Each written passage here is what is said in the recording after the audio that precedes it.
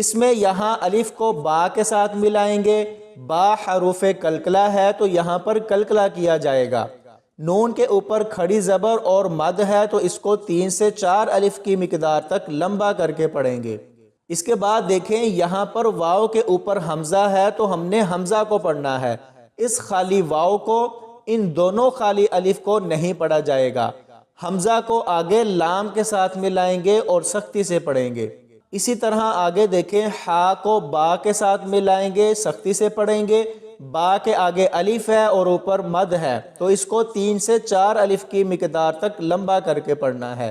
اسی طرح آخر میں دیکھیں واو کے اوپر حمزہ ہے تو ہم نے حمزہ کو پڑھنا ہے، اور اگر یہاں پر وقف کرتے ہیں تو ہا کے اوپر الٹا پیش نہیں پڑھی جائے گی۔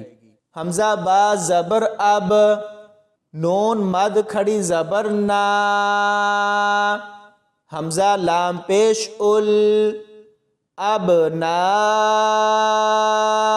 ال، لام کھڑی زبر لا، حاضر ہی، اب نا اللہ، واو زبر و، حمزہ زبر آ، حا با زیر حب، با الف مد زبر با، حمزہ پیش او، ہا الٹا پیش ہو، وَأَحِبَّاؤُهُ، أَبْنَاءُ اللَّهِ وَأَحِبَّاؤُهُ۔ اور اگر یہاں پر وقف کرتے ہیں تو پھر ایسے پڑھا جائے گا، أَبْنَاءُ